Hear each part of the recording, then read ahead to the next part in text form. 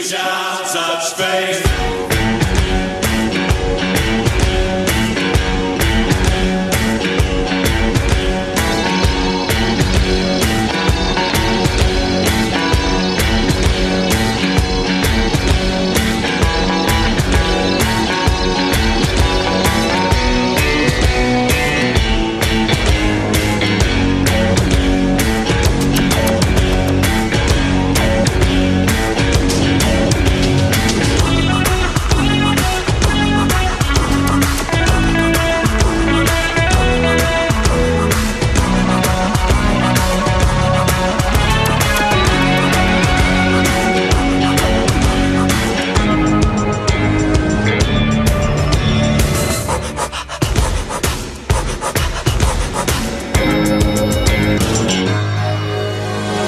Reach out and touch faith.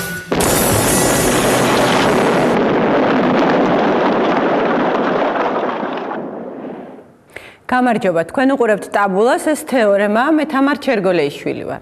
რაც უფრო მეტი გზა იქნება, მით უკეთესი. ასე ხმიანება საქართველოს მთავრობა დაღესტან-კახეთის ახალი საავტომობილო გზის მშენებლობას. ივანიშვილის ხელისუფლების პირობებში ეს უკვე მესამე პროექტია, რომლითაც საქართველო რუსეთს უნდა დაუკავშირდეს. გვახსოვს აფხაზეთის რკინიგზის აღდგენის ინიციატივა, ამას გარდა კარასინ-აბაშიძის შეხვედრებზე მიმდინარეობს მოლაპარაკებები დარიალის გზის გაფართოების შესახებ. ხელისუფლების რიტორიკამ დაღესტან-კახეთის გზის თაობაზე შესაძლოა გვაფიქრებინოს, რომ შვედეთისა და ნორვეგიის დამაკავშირებელ მაგისტრალებზეა საუბარი. რეალურად კი იმ გზაზე ვლაპარაკობთ, რომელზეც ვლადიმერ პუტინი 2008 წლის თებერვალში გეგმავდა სამხედრო ტექნიკის გატარებას. მაშინ ხელის შემშლელ ფაქტორად უასფალტობა დასახელდა. როგორც ჩანს, ახლა ეს პრობლემა გვარდება. მაგრამ შეგვიძლია წყნარად ვიყოთ. ჩვენი შერიგების მინისტრი გვარწმუნებს, რომ რუსეთი საკუთარ ტერიტორიაზე რასაც უნდა იმას იზამს, მაგრამ საქართველოს საზღვარს ვერ გადმოკვეთს. თუმცა რა გვინდა ზაქარიაშვილის გარანტია, როდესაც თვით ივანიშვილსაც არ სჯერა, რომ რუსეთს მეზობელი ქვეყნების დაპყრობის განზრახვა აქვს. მაშინ, როდესაც საქართველოს მთავრობა იმ სურეალისტურ სინამდვილეს გვიხატავს, სადაც რუსეთი საქართველოს საზღვარს ვერ გადმოკვეთს, ამავე მთავრობის კანცელარიის ფანჯრებში მფრინავი ზვიგენი იყურება. ხელისუფლების წარმომადგენლებმა მშვენივრად იციან, რომ როგორც კი რუსეთთან მიმართებით ივანიშვილის პოლიტიკურ ხაზს გადაუხოვენ, ბიზვიგენის ხახაზე უარეს ადგილას ამოყოფენ თავს. შინაური ზვიგენის მხიარული აქციის პარალელურად დაღესტან-კახეთის მაგისტრალის პროექტის ერთობ ორიგინალურ ხედვას გვთავაზობს მთავრობის წარმომადგენელი რუსეთთან ურთიერთობებში ზურაბ აბაშიძე. ეს არა მარტო საქართველო-რუსეთის საზღვარია, არამედ ეს არის გარკვეულწილად თურქეთ-რუსეთის ეკონომიკური საზღვარი და სომხეთ-რუსეთის ეკონომიკური საზღვარი.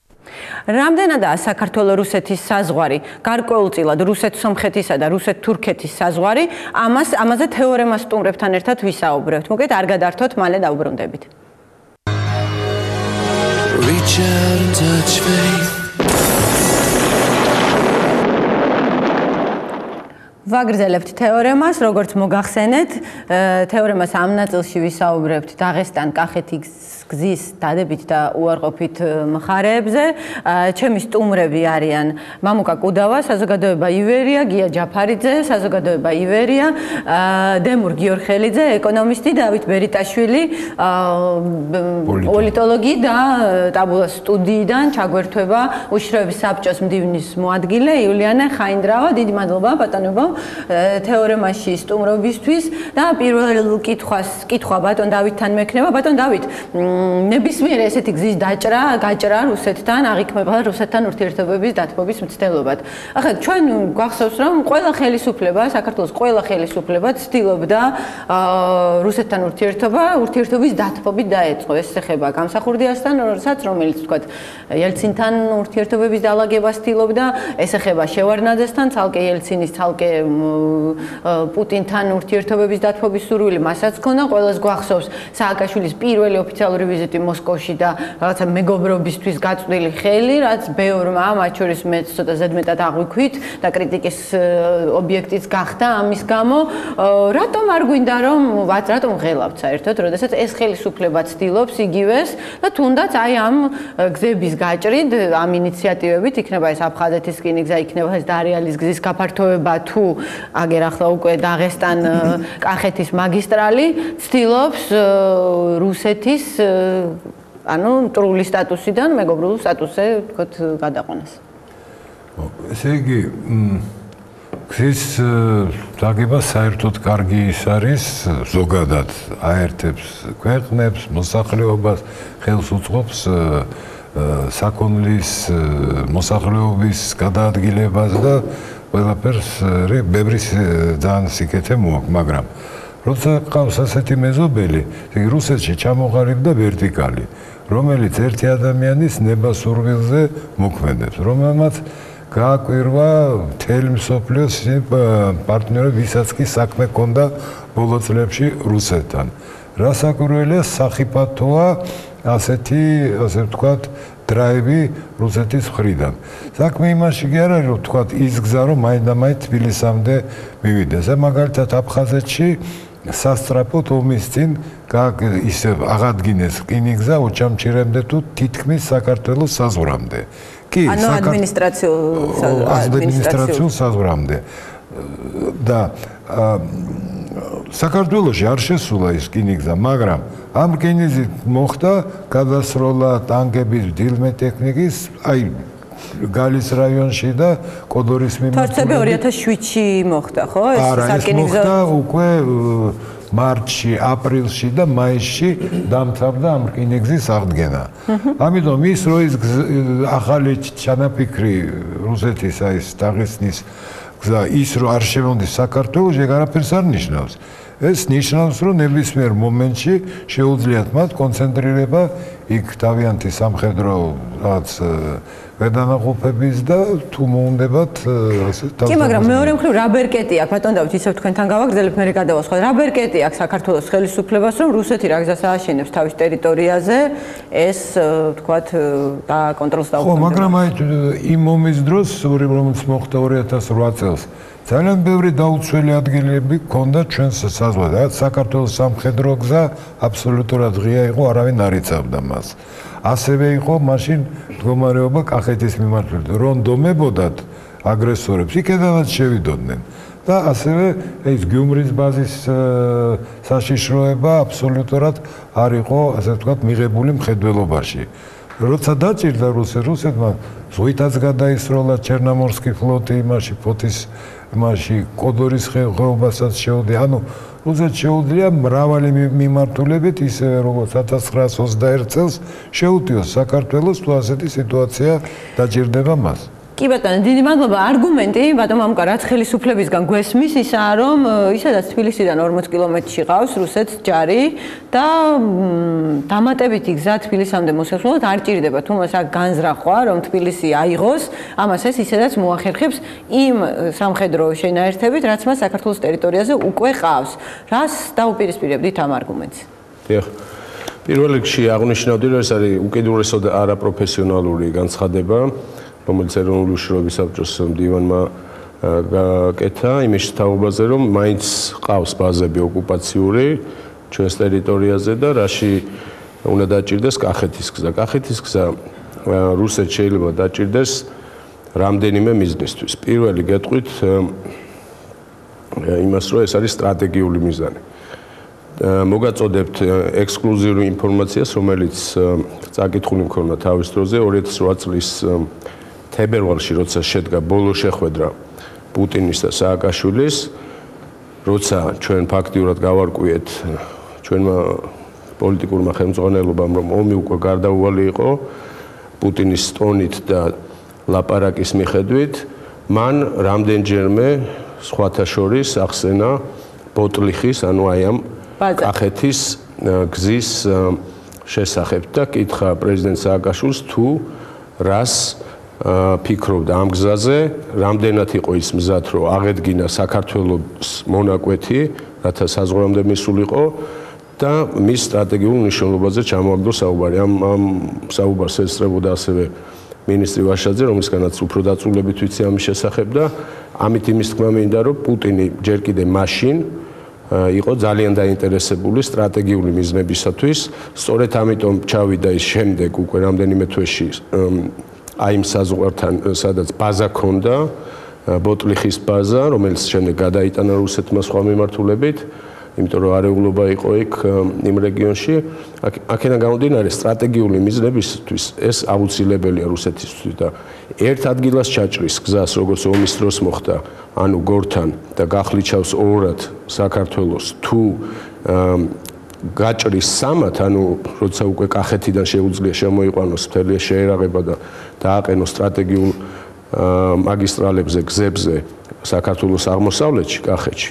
მე მგონი არ არის ერთ და იგივე და აქედან გამომდინარე საქართველოს ხელისუფლება ძალიან სერიოზულად უნდა მიუდგეს ამას, აგერ არის დოკუმენტი საფრთხების შეფასებისა 2010-13 ამ მთავრობას არ შეუმუშავებია არც ერთი კონცეპტუალური დოკუმენტი, ეს დოკუმენტი ვისი შემუშავებულია? წინა მთავრობის 2013-ში დამთავრდა მისი მოქმედება და არ განუხილავს საერთოდ მთავრობას. ეხლა ბოლო დღეებში რაც გავიგეთ ის რომ პროექტია შესული პარლამენტში, რომელთაც პრეზიდენტს ართმევენ ამ დოკუმენტების დამტკიცების უფლებას.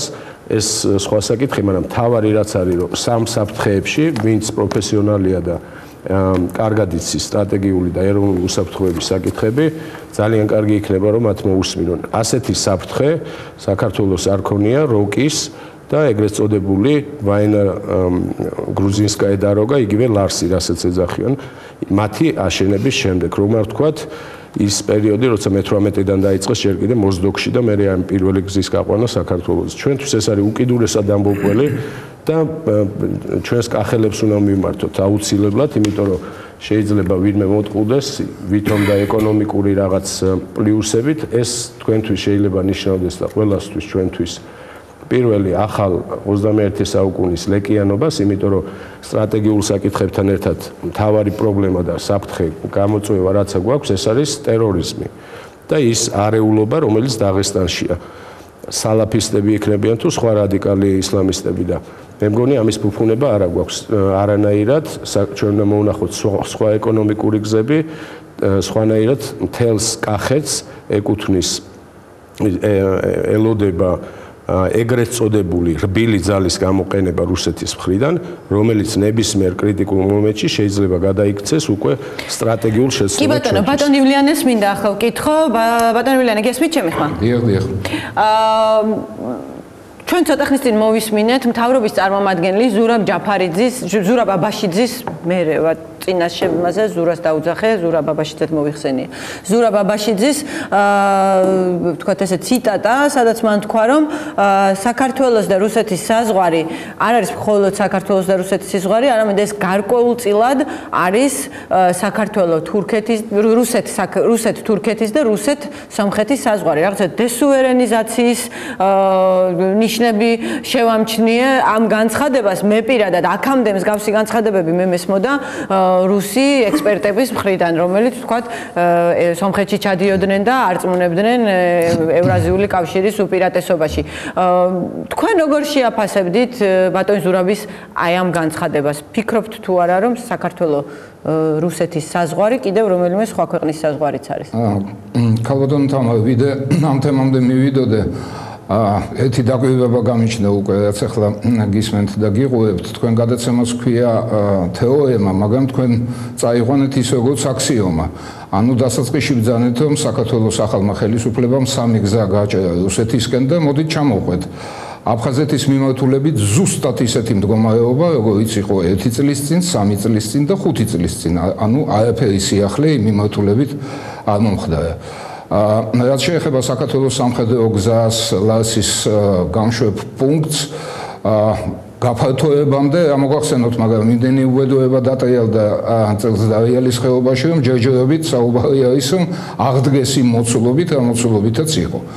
რაც შეეხება დაღესტან-კახეთის გზას, ჩვენ გვაქვს მონაცემები იმის თაობაზე, რომ 83 კილომეტრიანი მონაკვეთია რუსეთის ტერიტორიაზე საზღვრამდე უნდა აშენდეს ამდენი ხიდი, ამდენი გვირაბი, ამდენი ფული უნდა დაიხარჯოს და ასე შემდეგ, მაგრამ მე მიჩნევა შეკითხვა, რამდენი ხიდი, რამდენი გვირაბი, რამდენი კილომეტრი უნდა აშენდეს საქართველოს მხრიდან, რომელმა კომპანიამ გაიმარჯვა გზის მშენებლობის ტენდერში, ვინ მიიღო გადაწყვეტილება გზის მშენებლობის თაობაზე და ასე შემდეგ და ასე შემდეგ და აღმოჩნდება, რომ არც ერთ ამ კითხვაზე პასუხი არ არსებობს, იმიტომ რომ გადაწყვეტილება ამის თაობაზე ბუნებაში ასევე არ არსებობს. ამიტომ გამოდის, რომ ჩვენ ვსაუბრობთ ახლა იმაზე, რაც შეიძლება მოხდეს, ან რაც შეიძლება არ მოხდეს. იქიდან გამომდინარე, თუ საქართველოს ხელისუფლება რას დაინახავს, მეტ მოგებას დაინახავს, თუ მეტ რისკებს და საფრთხეებს დაინახავს. ისტორიულ ბრძანდებით ერთი რაც მინდა რომ მე დასაწყისშივე აქსიომად არ მომიხსენიებია რასაკვირველი არც ერთი პროექტი, სამი გზა ვახსენე და ინიციატივა ხომ გაჩნდა ნამდვილად აფხაზეთის რკინიგზის აღდგენის ეს ინიციატივა მოდიოდა ბიძინა ივანიშვილისგან. ნუ მთავრობის პირველი პირისგან, როდესაც მოდის იდეა და ეს იდეა საჯარო ხდება, ალბათ ღირს ყურადღების მოვეკიდეთ. მაგრამ იდეა ხო შესხმული არ არის და მასზე შესაძლებელია საუბარი მხოლოდ თურმეობით. დაისაუბრებთ. ეხლა რაც შეეხება აქ ერთ-ერთი კოლეგის განცხადებას ეროვნული უშიშროების საბჭოს მდივნის თაობაზე, მე მგონი კარგად აქვს ან მოსმენილი, ან წაკითხული. იმიტომ საუბარი არის იქ საუბარი საერთოდ იმით იწყება, რომ რუსეთი საქართველოს მიერ განიხილება როგორც ერთი დიდი საფრთხე. მაგრამ დღევანდელი ვითარება მართლა გვაგონებს აი ისეთ მდგომარეობას, როდესაც სახლში უკვე ყავს დათვი და შენ ამბობ რომ აი საკმელი ხომ არ ავჭედო, იმიტომ რომ იქიდან შეიძლება შემოწვეს. აქ არის დათვი. ცხინვალში არის აფხაზეთში ორი სამხედრო ბაზა, თავისი ტანკებით, თავისი რაკეტებით, თავისი პერსონალით, სხვათა შორის კიდევ ერთი ბაზა სამხრეთში. აგერ შავი ზღვა იყო ნახსენები და გვაქვს პრაქტიკა 2008 წლის. ამიტომ თქმა იმისა, რომ ეს გზა შენდება თუ აშენდება, ან რუსეთის მხრიდან შენდება იმისთვის, რომ ტანკები გაატაროს, ასე ვთქვათ, მხოლოდ და ტანკები თურმე მხოლოდ მოასფალტებულ გზაზე დადიან და ხრიოგზე, როდესაც ტანკი იმისთვის შეიქმნა, სწორედ რომ ხრიოგზე იაროს, მე მგონი ეს უბრალოდ არაპროფესიული საუბარი არის. რისკები არსებობს. გამოწვევები არსებობს, რისკები არსებობს, საფრთხეები და ეს საფრთხეები აუცილებლად არ არის ტანკებთან დაკავშირებული. შეიძლება გზაზე ტერორისტმაც, რადიკალმაც იმოძრაოს, შეიძლება მოხდეს იდეების, ან თუ გნებავთ იდეოლოგიების, ასე ვთქვათ, ექსპორტი, რაც არანაკლებ სახიფათო არის და თეორიულად ჩვენ შეგვიძლია მივიღოთ იქ მეორე პანკისის ხეობის მსგავსი ვითარება, ეს საფრთხეები ნამდვილად არსებობს, ეს საფრთხეები იქნება შეფასებული სათანადოდ და ამის მიხედვით იქნება მიღებული გადაწყვეტილება. აუცილებლად გკითხავთ ისლამის, რადიკალურ ისლამთან დაკავშირებულ საფრთხეებსაც, რა საკურველია, მაგრამ ახლა უბრალოდ მინდა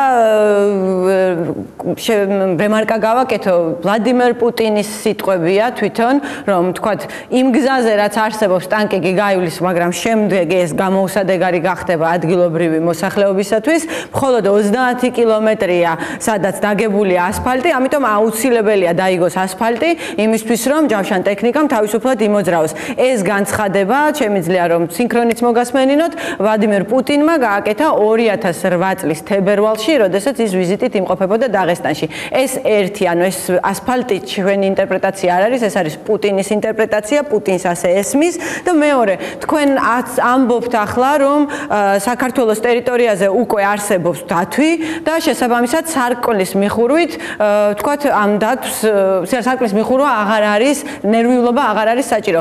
კი, მაგრამ ჩვენ გვახსოვს 2008 წელი ზუსტადაც, როდესაც როკის გვირაბიდან შემოვიდა რუსეთის რეგულარული არმია აგვისტოში, მაგრამ მათ ყავდათ აქ ეს რეგულარული არმია საქართველოს ტერიტორიაზე, მაგრამ ამის მიუხედავად მათ ისარგებლეს ფსოუდან შემოსასვლელით, შემოვიდნენ აფხაზეთიდან და საქართველოს ჯარმა უკან დახევა დაიწყო სწორედ მაშინ, როდესაც ყველა მიმართულებიდან შემოვიდა რუსეთის ჯარი. ჩვენ არ გვახსოვს არც ერთი შემთხვევა და ცოცხალი მაგალითი გვაქვს ამისი, როდესაც რუსეთმა არ ისარგებლა იმ გზებით, რომელიც მას იმ მომენტისთვის გააჩნდა საქართველოში ჯავშან ტექნიკის შემოსაყვანად. რა გაძლევთ იმის, ვთქვათ, იმაში დარწმუნების შესაძლებლობას, რომ მას უკვე აქვს აქ ამის შესაძლებლობა და ახალ გზას ამისთვის არ გაიყვანს. ხომ უფრო იოლი ხდება მისთვის საქართველოს, ვთქვათ, საქართველოში ინტერვენცია სხვა თემებს რო თავი დავანებოთ, იგივე ჩვენ არ ვიცით რა მოხდება სომხეთსა და აზერბაიჯანს შორის, სომხეთს და რუსეთს ერთმანეთთან აქვთ ხელშეკრულება, ოდეკ რაც ქვია, მოკლედ ამ რაღაცა ურთიერთდახმარების შესახებ, სამხედრო დახმარების დაბურების შესახებ, ირანში არ ვიცით როგორ აირევა სიტუაცია. ანუ ეს გზა რეალურად აი ჩემ მაგიდასაც თუ დახედავთ დაღესტნის ყველაზე მოკლე გზაა, რომელიც სომხეთამდე მიდის და ყველაზე ხელსაყრელია ირანში გადასასვლელადაც. რატომ გამორიცხავთ რომ რუსეთს ეს სწორედ ტანკების სატარებლად სჭირდება? ისევ და ისევ გამოგიგით ჯარი გვინდა, მაშინ რაღაც გვინდა. ისევ და ისევ გამოდის ხალბატონო თამარ რომ თქვენ დაწუნებული ხართ იმაში რომ მე ვარ დაწუნებული და მე მგონი ჩემი ნალაპარაკებიდან ეს არანაირად არ გამოდიოდა მე რამოდენიმე რისკი ჩამოვთვალე რომელიც შეიძლება იყოს დაკავშირებული იმ გზასთან თუ კი ის აშენდება თუ კი ის აშენდება არა მხოლოდ რუსული მხრიდან არამედ თუ კი ქართულ საქართველოს მხრიდან ექნება მას გაგზელება შემიძლია გავაგზავნო რისკების ჩამოთვლა მაგრამ ვიმეორებ იმ ვითარებაში როდესაც ორი სამხედრო ბაზა იმყოფება საქართველოს ტერიტორიაზე როდესაც როკის გვირაბს აკონტროლებს რუსეთი და სხვათა შორის ამ გვირაბის რეკონსტრუქცია და მოდერნიზაცია მიმდინარეობს, როდესაც არსებობს შავი ზღვის სანაპირო, როდესაც არსებობს რუსეთის სამხედრო ბაზა გიუმრიში და როდესაც არსებობს ჰაერში ის მდგომარეობა, რომელიც ჩვენ ვიცით, როგორი მდგომარეობაა და 2008 წელს ჩვენ, ასე ვთქვათ, ვიწვნიეთ დისბალანსის პარიტეტის არარსებობის, ასე ვთქვათ, შედეგი, ნუ ვიტყვით, რომ ის გზა არის სწორედ მომაკვდინებელი საფრთხის მატარებელი საქართველოსთვის. ვიმეორებ, მასთან დაკავშირებული არის რისკები, ნაწილი ამ რისკების მე ჩამოთვალე, ნაწილი მირჩევნია, ასე ვთქვათ, რომ არ ვახსენო აქ და ვთქვი, რომ ეს ყველაფერი იქნება აწონილ-დაწონილი, იქნება მიღებული გონივრული გადაწყვეტილება ისეთი, რომელიც შეესაბამება საქართველოს ეროვნულ ინტერესებს და საქართველოს უშიშროების საკითხს. სხვანაირ გადაწყვეტილებას მე აქ, ასე ვთქვათ, ვერ ვხედავ. ეკონომიკურ ასპექტებზე რომ ვილაპარაკოთ. ეკონომიკურ ასპექტებზეც კითხავთ, მოდით რადიკალური ისლამის საფრთხე რადგან ახსენეთ, ესეც ამოვწუროთ და დავაზუსტებ ბარემ, ან საქართველოს ხელისუფლებას გადაწყვეტილება ჯერ იმასთან დაკავშირებით გააგრძელებს თუ არა საქართველოს ტერიტორიაზე რუსეთის მიერ დაწყებული გზის მშენებლობას, გულისხმობ დაღესტანი კახეთის გზას, ჯერ არ აქვს. არ აქვს. კი ბატონო, დიდი მადლობა. ახლა გადავიდეთ რადიკალური ისლამის საფრთხეზე. ჩვენ ვხედავთ, რაც ხდება სირიაში, რაც ხდება ერაყში.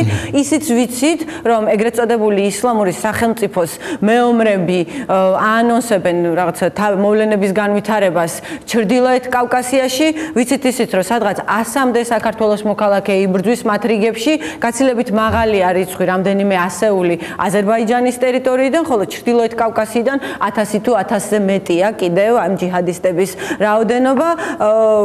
მთელი მსოფლიოში იშობს, რომ ეს ხალხი, როდესაც სამშობლოში დაბრუნდება, შეიძლება იქცეს სერიოზულ საფრთხედ და თავის ტკივილად მასპინძელი ქვეყნებისთვის და მასპინძელი რეგიონებისთვის. ამ შემთხვევაში, ამ საფრთხის გათვალისწინებით, რამდენადაა მიზანშეწონილი გზის გაყვანა ფეთქებად-საშიში ტერიტორიებიდან საქართველომდე? მით უმეტეს გვაქვს ლაფანყურის შემთხვევა, გვაქვს მანამდე პანკისის შემთხვევა, როდესაც ვიბომბებოდით რუსეთის მიერ სწორედ ამ მოტივით, რომ ჩვენ ტერორისტების თავშესაფარი ვართ. ჩემთან არის შეკითხვა? კი, თქვენ გესაუბრეთ. კი ბატონო, რა თქმა უნდა, საფრთხეა. ერთნიშნულოვნად ჩვენ უკვე გვაქვს ამ და სხვა თვალსაზრისით პანკისის პრობლემა და ეს პრობლემა ჩვენ ორი კუთხით შეგვიძლია დავინახოთ. პირველი, ეს არის ჩვენი ტერიტორიიდან და შესაძლოა ჩრდილო კავკასიიდანაც პანკისის ხეობის გავლით, მე საქართველოს გავლით და თურქეთის გავლით, აი ამ ახალგაზრდა რადიკალების მოხვედრა ისლამური სახელმწიფოს საბრძოლო ქვედანაყოფებში, მოგეხსენებათ საქართველოსა და თურქეთს შორის უვიზო რეჟიმი არის და ამ ტერიტორიის, ორივე ქვეყნის ტერიტორიის გავლა პრაქტიკულად შეუფერხებლად ხდება. როგორ ხდება მე მათი გადასვლა თურქეთის საზღვარზე არ ვიცი, ეს თურქეთის პრობლემა არის და ამას რა თქმა უნდა ჭირდება, ასე ვთქვათ, მიხედვა სხვა თვალფერი ჰუმანიტარული, ასე ვთქვათ, მოტივები, ჩვენი ახალგაზრდობა უნდა დავიცვათ იმ უბედურებისგან, რასაც წარმოადგენს ფუნდამენტალიზმი და ისლამური რადიკალიზმი და ის, რასაც წარმოადგენს დღეს ისლამური სახელმწიფო. მეორე პრობლემაც თქვენ სამართლიანად ახსენეთ, მათი სამშობლოში დაბრუნების პრობლემა, რომელიც მძიმე არის, პრობლემა და მისი გადაწყვეტის გზა ერთი და საფრანგეთში, საიდანაც ათასეულობით ბოევიკი იბრძვის ახლა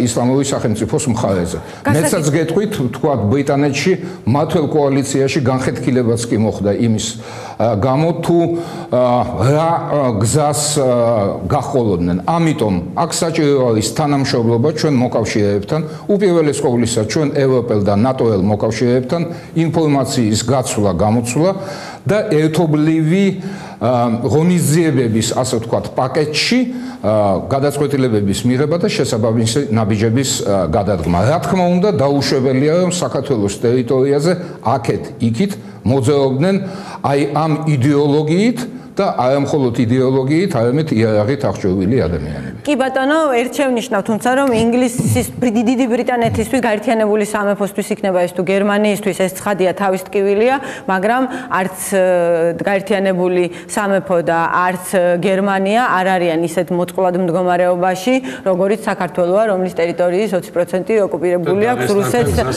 ალბათ დამეთანხმებით ბატონო იულიანე, თქვენ გექნებათ რასაკვირველია დისკუსიაში მონაწილეობის საშუალება, ისევ ბატონ დემურს მინდა ვკითხო ეკონომიკურ სარგებელზე, რა ეკონომიკურ სარგებელს უნდა ველოდოთ, აქ განვიხილეთ ჩვენ უკვე საფრთხეები. თუ შეგიძლიათ აგვიხსნათ უკაცრავად, რა ეკონომიკურ სარგებელს უნდა ველოდოთ, ისეთს, რაც ამ საფრთხეებს გადაწონის. მე პირველ რიგში ეკონომიკას და პოლიტიკას არასდროს ყოფ ერთმანეთისგან, მით უმეტეს ასეთ სიტუაციაში ეს ერთი და იგივეა, პოლიტიკა ემსახურება გარკვეულ ინტერესებს და ამ ინტერესებში მოიაზრება არა მხოლოდ ეკონომიკური ინტერესები.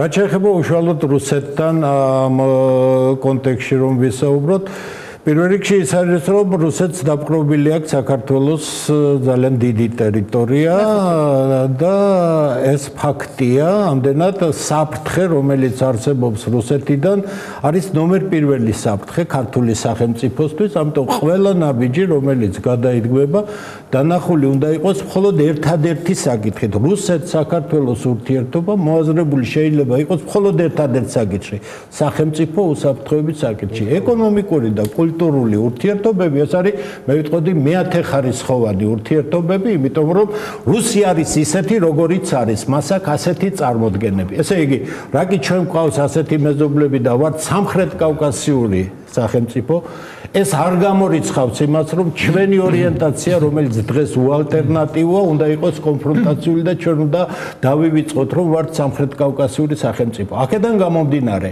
იმ სიტუაციაში მე სხვანაირად მინდა დავინახო ეს საკითხი, როდესაც რუსეთს ძალიან სერიოზული პრობლემები აქვს უკრაინაში აგრესიული მოქმედების გამო.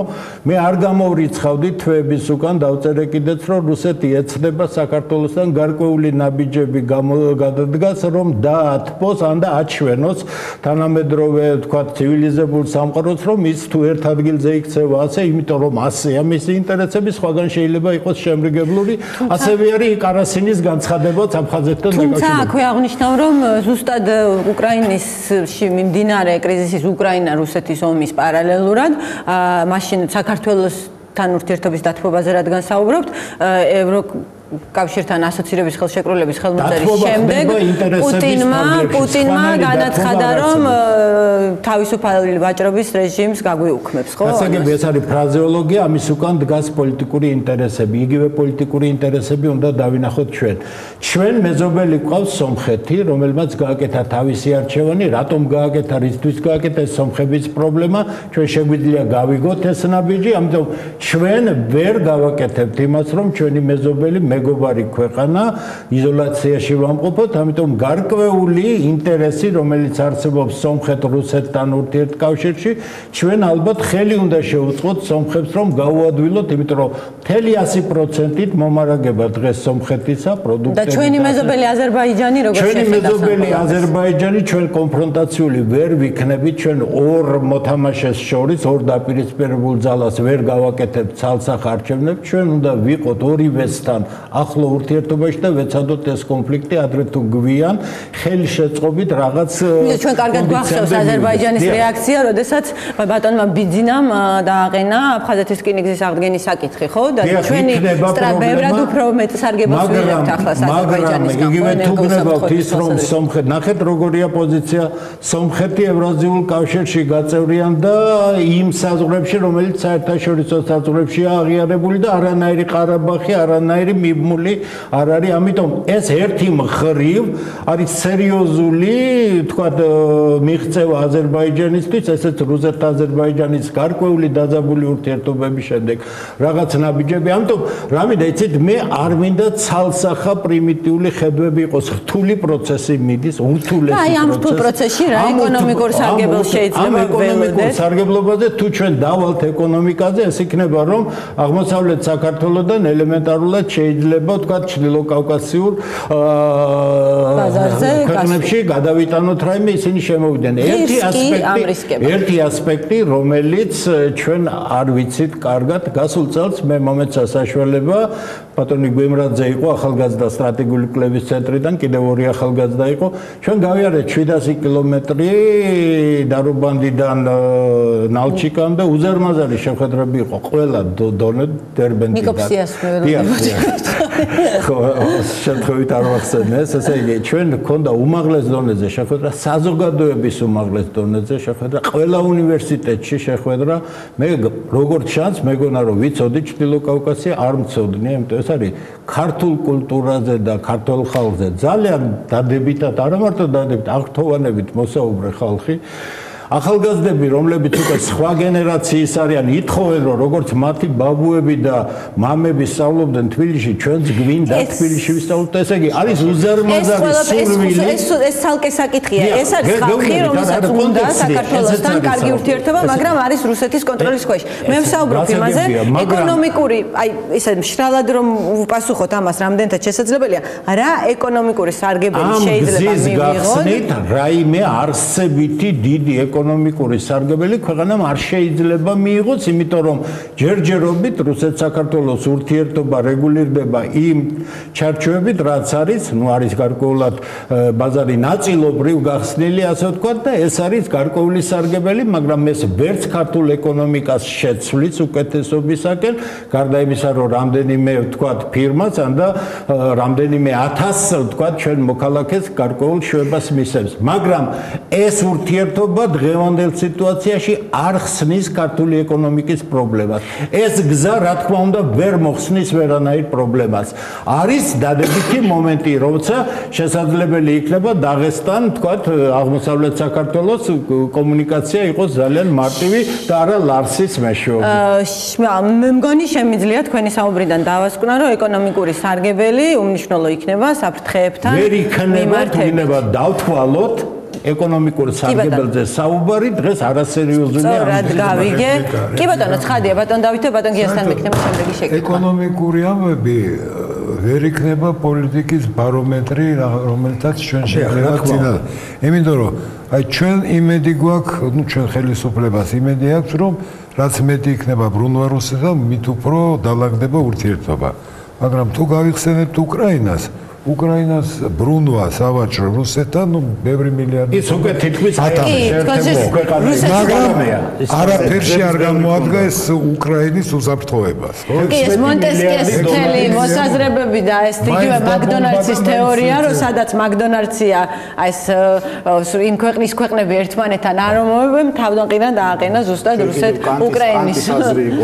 საერთაშორისო ვაჭრობა აკეთილშობილებს ურთიერთობებს. დღევანდელ სიტუაციაში პირიქით მიდის ტენდენცია ღია ვაჭრობის ნაცვლად, იმდენად დიდია დაპირისპირება, ქვეყნები გადავლენ თქვენ დააკვირდით. კი ბატონო და ჩაკეტილ რეჟიმებზე. კი ბატონო, ბატონ გიას მინდა რომ ვთხოვო შეაფასოს ბატონი ზურაბ აბაშიძის სიტყვები საქართველოს საზღვართან მიმართებით. თითქოს საქართველოს-რუსეთის საზღვარი უნდა აღვიქვათ ბატონ ივლიანეს ვკითხე და არ მიპასუხა კიდევ მივცემ შესაძლებლობას რომ გამცეს კი პასუხი ამ კითხვას. უნდა ეკონომიკური საზღვარი სომხეთთან და რუსეთის ეკონომიკური საზღვარი სომხეთთან და თურქეთთან. დიახ, პირველ რიგში იმას ვიტყვი რომ ჩვენთვის არ არსებობს არანაირი არგუმენტი ამ გზის მშენებლობის სასარგებლოდ.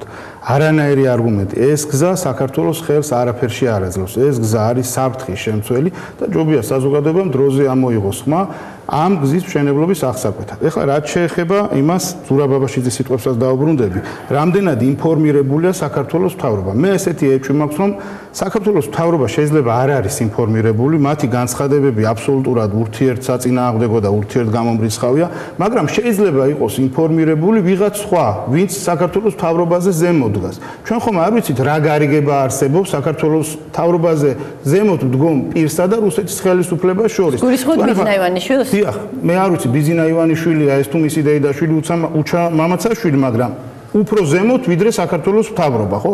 იქ ვეძებოთ თუ რამე შეთანხმება არსებობს, შეიძლება არსებობს შეთანხმება აი ამ დონეზე. თქვენ როგორ წარმოგიდგენიათ? რუსეთის ფედერაცია დებს რაღაც პროექტში მილიარდს თუ 2 მილიარდ ნახევარს და ერთ სუვერენულ სახელმწიფოსთან გაყავს გზა. თქვენ წარმოგინახავთ ასეთი პრეცედენტები, რომ ერთ სახელმწიფოს გზა მიეყვანოს მეორე სახელმწიფოს საზღვრამდე? აი ესე უბრალოდ მიადგას სხვა სახელმწიფოს საზღვარს? აი ესე ხო, დედლოქი აი ჩიხთან მივიდა. აი ესე გინახავთ ასეთი, შეგიძლიათ მითხრათ ასეთი ერთი მაგალითი მაინც სოფლიოს ისტორიიდან. ეხლა რაც შეეხება ბატონ ზურაბ ბაბაშიძის განცხადებას. მე ვეთანხმები ბატონ დემურს, კი ჩვენ ეს ყველაფერი პირველ რიგში ვეთანხმები იმაში, რომ ბრიტანულ გამოთქმას მოვიშველიებ, ხო? არასდროს დროშა არ მისდევს ვაჭრობას, ვაჭრობა მისდევს დროშას და ჩვენც როგორც სერიოზული საფრთხეების წინაშე მდგომი ქვეყანა ასე უნდა ვიქცეოდეთ. ჩვენ არ უნდა ჩამოვკიდოთ ჩვენი დროშა ჩვენს ვაჭრობას, მით უმეტეს როცა ეს ვაჭრობა დიდი არაფრის მომტანი არ არის. პირიქით ვაჭრობა ჩამოვკიდოთ უნდა დროშას. ეს უნდა იყოს ჩვენი მიზანი და აი შეგაწყვეტებთ, ვაჭრობა არაფრის მომტანი არ არის როცა ამბობთ. პირიქით ამ შემთხვევაში საფრთხის მომტანი ხომ არ არის იმიტომ გასაკვირველია საფრთხის მომტანი. ბერკეტი, აი მაგ ჩვენ გვაქვს პრემიერის განცხადებები, რომ რუსეთს არ აქვს ბერკეტი შემორჩენილი. დიახ, გეტყვით, ჩვენ 2004 წლამდე ჩვენ ვიყავით პოსტკოლონიური სახელმწიფო. ჩვენ მოვახერხეთ და 2012 წლის 1 ოქტომბრისთვის ჩვენ გამოვედით ამ კოლონიალური დამოკიდებულებისგან რუსეთთან მიმართებაში. 2012 წლის 1 ოქტომბრიდან ჩვენ ძალიან სწრაფი ტემპით ბრუნდებით ამ კოლონიალურ დამოკიდებულებაში. მე არა ვარ მომხრე არანაირი რაღაც დამატებითი სავაჭრო გზების თუ რაღაცა დამატებითი ეკონომიკური რაღაცა გზების ძალდატანებით გამონახვისკენ. უკრაინას ჰქონდა ფანტასტიკური სავაჭრო ურთიერთობები, ფანტასტიკური გზები მიდიოდა რუსეთიდან უკრაინისკენ და ვნახეთ რაც მიიღო. რაც შეეხება ზურაბ ბაბაშიძის განცხადებას, ჩვენ ამ საზღვარს უნდა შევხედოთ როგორც საქართველოს-რუსეთის საზღვარს. თუ ამას ჩვენ შევხედავთ როგორც საქართველოს, ბოდიშით, რუსეთი, სომხეთის ან რუსეთი, თურქეთის ან თუნდაც რუსეთი, ირანის საზღვარს, ეს არ არის ჩვენი ხედვა. ეს არ არის ჩვენი ხედვა. ეს არ არის ჩვენი სახელმწიფოს ხედვა. ეს არის სხვა სახელმწიფოების ხედვა. თუ ჩვენ ვსაუბრობთ იმაზე, რომ მეზობელი სომხეთი არ უნდა მოვაქციოთ იზოლაციაში, კი ბატონო, არ უნდა მოვაქციოთ, მაგრამ მეზობელი სომხეთის იზოლაციაში მოქცევა არ მოქცევის ბერკეტი, ეს უნდა იყოს ჩვენ ხელში და ეს არ უნდა გადავცეთ რუსეთს. ეს ერთი და მეორე. რას ვეუბნები ჩვენ მეზობელ აზერბაიჯანს და მეზობელ თურქეთს? ამ გზის ამ პროექტამდე არსებობდა კიდევ სხვა რაღაცეები უძღოდა ამ ყველაფერს წინ. პირველი ეჭვიშქვეს დადგა ყარსი ახალქალაქის რკინიგზა. გახსოვთ? ხო გახსოვს არა? დადგა თუ არა? იყო ასეთი. შემდეგ იყო ინიციატივა საქართველოს რკინიგზის აფხაზეთის მონაკვეთის გახსნის. ჯერ არ ვიცი ჩვენ ეს ინიციატივა დარჩა თუ რაიმე მოლაპარაკებები მიმდინარეობს სადღაც ზემოთ ისე ვამბობ, ხო? ეხლა გაჩნდა კიდევ ახალი ინიციატივა, რომ ეხლა კიდევ ახალი გზა უნდა გავიყვანოთ. იბატონო, დათვი შეიძლება იყოს ოთახში რა, მაგრამ აუცილებელი არა რომ კიდე 5 დათვი შემოუშვათ, ხო? ის იქნებ იმაზე ვიმუშაოთ, რომ ეს დათვი გავიყვანოთ ოთახიდან. კიდევ დამატებით დათვები უნდა შემოვიყვანოთ ოთახში. კი ბატონო და ბატონ ივლიანეს უნდა მივცე ამაზე პასუხის შესაძლებლობა. ბატონო ივლიანე, აი, მე შეთქმულებების თეორიების ველში, ასე ვთქვათ, ოპერირებას ავაპირებ და ამაზე მე კომენტარი არც მექნება საერთოდ, რაც შეეხება ბატონ ზურაბ ბაბაშიძის განცხადებას. აქ იცით სხვადასხვა მასშტაბის აზროვნებასთან გვაქვს საქმე და ბატონი ზურაბ ბაბაშიძე, აზროვნებს გეოპოლიტიკური კატეგორიებით, რაც შეესაბამება მის გამოცდილებას, ცოდნას და თანამდებობას, კი მე შემიძლია დავადასტურო, რომ პირადად ჩემთვის და მგონია არა მხოლოდ პირადად ჩემთვის, არამედ უმრავლესობისთვის ჩემი თანამოქალაქეებისა საქართველოს უსაფრთხოების პრობლემა დღეს არის ნომერი პირველი პრობლემა და ყველაფერი უნდა იყოს განხილული ამ პრობლემის, ასე ვთქვათ, კუთხით. მაგრამ ეს იმას არ ნიშნავს, რომ მეტი გარშემო ჩვენ არაფერი არ დავინახოთ და ვიხელმძღვანელოთ, არსებობს სხვა ინგლისური გამონათქვამიც, ხო? Never say never. ანუ ვიხელმძღვანელოთ იმითი, რომ აი ეს ვითარება გაიყინა ერთხელ და სამუდამოდ და აი ამ მოცემულობაში ჩვენ მუდმივად გვიწევს ცხოვრება. არა, ცოტა ტვინი გავანძეიოთ, რისკები შევაფასოთ, თუ რისკები ჭარბობს მოგებებს უარი ვთქვათ ამა თუ იმ პროექტზე, მაგრამ შეთქმულებების თეორიებში და აი იმ პარადიგმაში, რომ არიქა კოლონიური მდგომარეობიდან გამოვედით და ეხლა თურმე ვბრუნდებით იმის შემდეგ, რაც ასოციაციების ხელშეკრულებას მოვაწერეთ ხელი და პაკეტი მივიღეთ ნატოსგან და გზას ვაგრძელებთ ნატოში წევრობისკენ, ეს უბრალოდ არასერიოზული საუბარი. ან ვისაუბროთ სერიოზულად, ან თავი და. კი ბატონო, თუ შეგიძლიათ მაშინ ბატონო ივლიანე მითხრათ, რაში სჭირდება, აი ბატონმა გიამ დასვა ეს შეკითხვა, რუსეთს მოიყვანოს და დახარჯოს უამრავი ფული, მილიარდობით რუბლი არის ამისთვის გამოყოფილი, 700 მილიონი გამოდის დღეს მას შემდეგ, რაც დაიწია კურსმა. ხომ გიფიქრიათ, ეს უკვე თვითმიზანი არის რუსეთის და ჩრდილო კავკასიური რეალიებიდან გამომდინარე. საქართველომდე გზის მოყვანა რაში სჭირდება? სადაც ბევრი პროექტი, ასე ვთქვათ, იწყება, ფული იხარჯება დიდძალი ამ პროექტებზე და მე აღმოჩნდება, რომ რეალიზებული არც არაფერი არ არის და ფული დახარჯულია და დახარჯული არის გასაგებია როგორი კორუფციული, ასე ვთქვათ, გარიგებები. კორუფციული ინტერესი იყო პუტინის განცხადებაში, რომელიც გზის მოასპარეა. ბუნებრივია მე ამას არ ვამბობ, მაგრამ აქ სერიოზული კორუფციული კომპონენტია. ეხლა ამაში ვერავინ ვერ გადამარწმუნებს, ვიცით როგორ მუშაობს ასეთი პროექტები მით უფრო ჩრდილო კავკასიაში. კი ბატონო, თქვენ ისიც მითხარით, რომ საქართველოს მთავრობას ჯერ არ აქვს გადაწყვეტილი, გააგრძელებს თუ არა რუსეთის მიერ დაწყებულ გზას უკვე საქართველოს ტერიტორიაზე. თქვენ სხვა ინფორმაცია გაქვთ? ჯერ არ აქვს გადაწყვეტილი, თქვენ ასე მითხარით, ხო? თქვენ თუ გაქვთ მეთქი სხვა ინფორმაცია, ეგეთ მე ჩამოვცეთ. მე რა ინფორმაციაც მაქვს, ყველაფერს გიზიარებთ პირდაპირ ეთერში, არასოდეს არაფერს ჩემთვის არ ვინახავ, ეს არის ჩემი პლუსიც და მინუსიც. ბატონო ივლიანე, მე მინდოდა უბრალოდ მეკითხათ, თქვენ თვითონ, როგორც უშიშროების საბჭოს მდივნის მოადგილე, რა ეკონომიკურ სარგებელს ხედავთ აი ამ პროექტში, იმ შემთხვევაში, თუ ეს განხორციელდა, იმ საფრთხეების საპირწონეთ, რაც თქვენ უკვე აღწერეთ, თავი რომ დავანებოთ იმას, რაც ჩვენ აღწერეთ. აი ამ თემაზე მე ნამდვილად გამიჭირდება საუბარი, იმიტომ რომ ეკონომიკის დარგის სპეციალისტი მე ნამდვილად არ ვარ, მე ყურადღებით უსმინე ბატონ დიახ გიორხელიძეს და სწორედ მისი მიდგომა მე მგონი ადეკვატური იყო, რომ მან გადმოალაგა, ასე ვთქვათ, პლუსები და მინუსები, ანუ ადეკვატურად აღწერს ვითარებას, მან ალბათ უკეთ იცის რა პლუსები შეიძლება კონდეს ან საქართველოს ან კახეთის რეგიონს. აქედან გამომდინარე მე მართალი გითხრათ, ჩემი ასე ვთქვათ დილეტანტური მზერით ეკონომიკური კუთხიდან რაღაც განსაკუთრებულ მოგებას ვერ ვხედავ და არ მგონია რომ ამ თვალსაზრისით ჩიტი ბძღვნათ, ასე ვთქვათ, ღირდეს, მაგრამ სწორედ ის არის, რითიც მე დავიწყე საუბარი, დასადები არის ის პლუსები, თუ კი ასეთი პლუსები არსებობს, დასათვლელია, შესაფასებელია ზედმიწევნით ზუსტად ის რისკები და ის საფრთხეები, რომელიც ამ პროექტის რეალიზებას შეიძლება მოყვეს და ამის საფუძველზე არის მიღებული გადაწყვეტილება. რა თქმა უნდა, ჩვენ პარტნიორებთან კონსულტაციით იქნებიან ეს ევროპელი პარტნიორები თუ პარტნიორები, ასე ვთქვათ, რეგიონში, თუმცა მართალი გითხრათ, მაინდა-მაინც დიდ დაინტერესებაც არც სომხეთის და არც აზერბაიჯანის მხრიდან მე ამ თვალსაზრისით ვერ ვხედავ, მაგრამ მოსასინჯი და სანახავია. კი ბატონო, მამუკას სურდა რეპლიკა.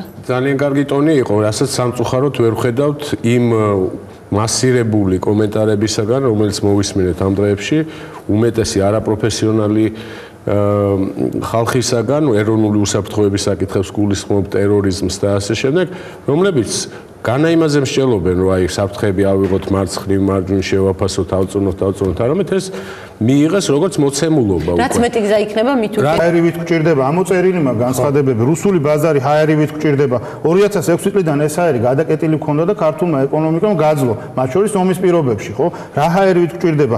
ამას გარდა იყო იგივე კვირიკაშვილის განცხადება ეკონომიკის მინისტრს, რომ თუ უსაფრთხოების კუთხით პრობლემა არ არის, რაც მეტი გზა იქნება, მით უკეთეს. ესე იგი უშვებს, რომ შეიძლება უსაფრთხოების კუთხით პრობლემა არსებობდეს. რჩება შტაბ-ეშტილება, რომ საქართველოს მთავრობაში თუ მართლ უმრავლესობაში ყველა ერთნაირად ინფორმირებული არ არის. ზოგი მეტად ინფორმირებულია, ზოგი ნაკლებად. არა, ინსტრუქცია ცალსახად იყო კი, ამის ამას შესახებ. მთავრობის წევრებიც კი აღიარებენ ხოლმე კერძოდან ხანდახან საჯარო საკითხებზე, რომ ერთიანი მესიჯების პრობლემა აქვს. მარტო კოორდინაციის პრობლემა რო იყოს, არ აგვიშევს, მაგრამ ლაპარაკი არის მეგობრებო, ეროვნული უსაფრთხოების ერთ-ერთ მთავარ პრინციპზე, რაც ნიშნავს, რომ ჩვენ თუ ეს გზა აშენდება დაღესტნის მიმართულებიდან, გვექნება კრიზისის პერიოდში საქართველოს სამად გაჭრილი და არა ორად, როგორც აქამდე იყო.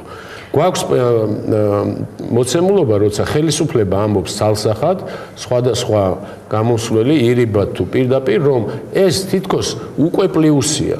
იმაზე კი არ ლაპარაკობს, აი ავწონოთ. ძალიან კარგი იქნება სხვა შორის ხელისუფლებაში მე არ ვთვლი უკვე პრეზიდენტს, თვითონაც არ ვთვლიან მთავრობაში და ამიტომაც და გამოვიდეს და გვითხრას, არის თუ არა მისი პოზიცია იგივე, რასაც ლაპარაკობს სხვადასხვა მინისტრი. არსებობს თუ არა მისი აზრით რეალური საფრთხე. ამის შემდეგ უკვე შეგვეძლება სერიოზულად ლაპარაკი. თუ არა მივიღებთ, რომ ეს უკვე გადაწყვეტილია, გვაყენებენ ფაქტის წინაშე და ეს კიდე არ არის ჩვენთვის მომგებიანი. ნახოთ, როგორ დიახ ბატონო დავით თქვენს და უნდა დავასრულოთ. რუსეთის პოლიტიკაში ყოველგვარი ეკონომიური რაციონალიზმი უნდა მოიხსნას აი გამხილვიდან. იმიტომ რასაც აკეთებს ბოლო წლის განმავლობაში ყველაფერი არის აი საეკონომიკური ფიქრები. აი დღევანდელი შეხვედრა მაგალითია იმისა, რომ შეიძლება, როდესაც ჩვენ სახელმწიფოს უსაფრთხოებაზე ვლაპარაკობთ, აქ ჩვენ ვერ ვიქნებით რომელიმე პარტიის წევრი. ჩვენ დავიყოთ პასუხისგებლობის მქონე ადამიანები, უნდა დავჯდეთ და ყველა გადაწყვეტილებაში არის რისკები. ჩვენ ვერ ვისწავლეთ რისკების დაცვა, რისკების შეფასება და ქვეყნის უსაფრთხოების უზრუნველყოფა გრძელვადიან პერსპექტივაში. ჩვენ ვართ დაკიდებული ქვეყანა, რომელიც დაუცველია გლობალური კრიზისისას კატასტროფის წინაშე ვართ, რეგიონალური კრიზისისას კატასტროფის წინაშე. კი ბატონო, დიდი მადლობა ბატონო იულიანეს ხარშულს რეპლიკა, მოკლე რეპლიკა, რომ მე უკვე მეორე ბლოკზე უნდა გადავიდე. ბატონო იულიანე, სურთ რამის დამატება? მადლობა. მე შემიძლია ვთქვა, რომ ეროვნული უშიშროების საბჭოს აპარატი მზად არის კოლეგებთან დისკუსიისთვის და ახლა პრეზიდენტის სახელით გამოსვლის უფლება არ მაქვს. მე მაინც ვთვლი, რომ ის ხელისუფალია, ერთ-ერთი ხელისუფალია ქვეყანაში, მაგრამ მისი პრაქტიკაც მეტყველებს იმის თაობაზე, რომ ექსპერტებთან და სამოქალაქო საზოგადოების წევრებთან შეხვედრის პრობლემა არ აქვს.